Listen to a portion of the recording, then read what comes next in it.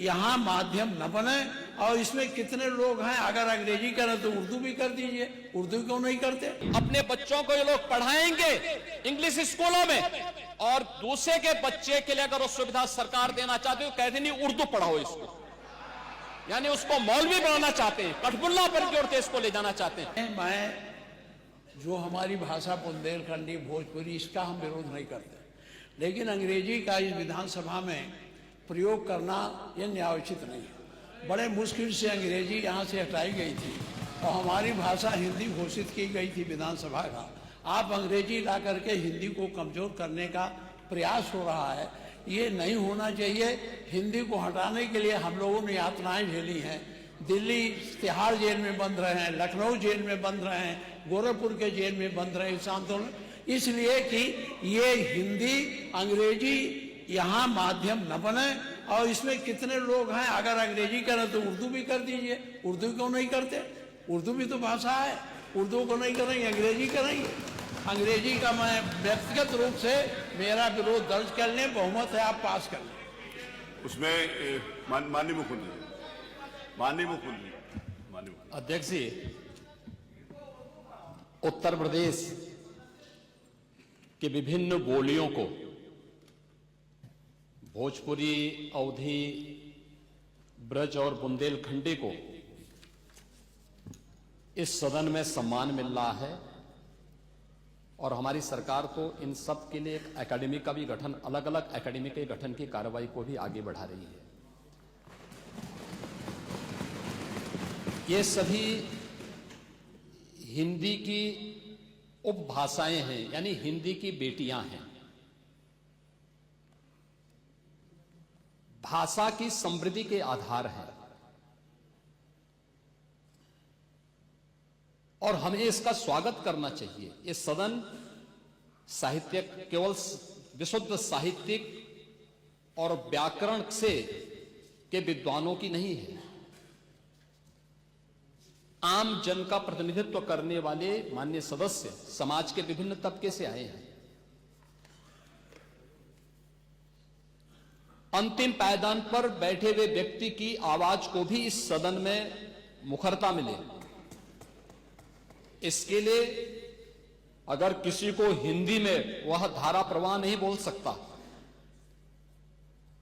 तो उसको भोजपुरी में भी अपनी बात को रखने का अधिकार मिलना चाहिए, अवधी में, ब्रज में या बुंदेलखंडी में उसको रखने का अधिकार मिलना चाहिए।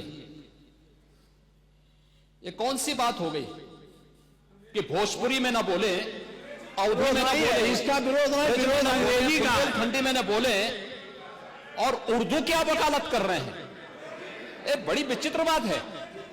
आप मुझे बताइए, मैं इसीलिए कहता हूं कि आप समाजवादियों का चरित्र ही इतना दोहरा हो चुका है, इतना दोहरा हो चुका है कि अपने बच्चों को भेजेंगे इंग्लिश पब्लिक स्कूल में और दूसरों के बच्चों को बोलेंगे कि एक गांव के उस विद्यालय में पढ़े जहां संसाधन भी नहीं है।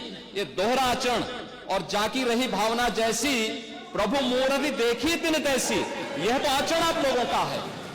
इसीलिए आपने कल भी भोजपुरी का विरोध किया, अवधी का विरोध किया, बुंदेलखंडी का विरोध किया, और आप लोग अपने दैनिक जागरण में, दैनिक जीवन में इस प्रकार के आचरण के आदी हो चुके हैं।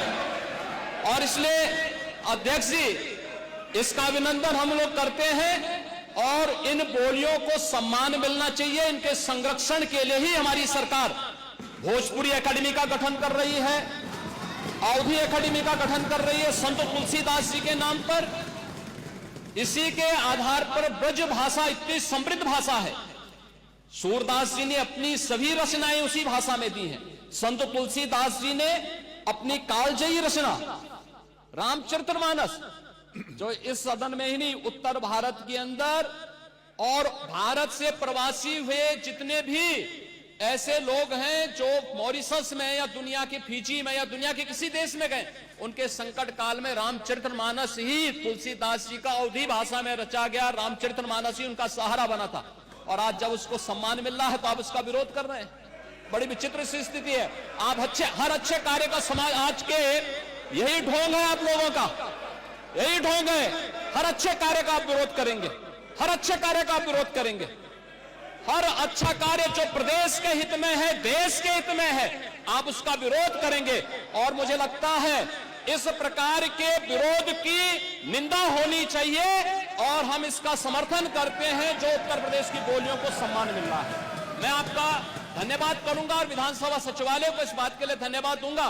कल हम लोगों ने यहां पे इसका शुभारंभ किया, समाजवादी पार्टी ने उसका विरोध किया है और मुझे लगता है कि प्रोसीडिंग का हिस्सा होना चाहिए, इनको समाज के सामने एक्सपोज करना चाहिए। अपने बच्चों को ये लोग पढ़ाएंगे इंग्लिश स्कूलों में और दूसरे के बच्चे के लिए अगर वो सुविधा सरकार देना चाहते हो, कहते नहीं उर्दू पढ़ाओ इसको, यानी उसको मौलवी बनाना चाहते हैं, कठबुल्ला पर जोड़ते इसको ले जाना चाहते हैं। ये नहीं चल सकता।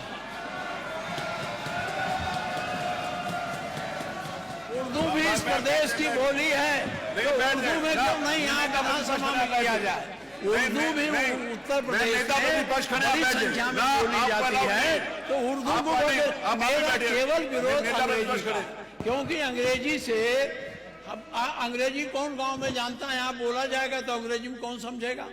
कितने लोग हैं? इसलिए इस विधानसभा को कुलीन तंत्र की विधानसभा न बनाइए, यही मेरा अनुरोध।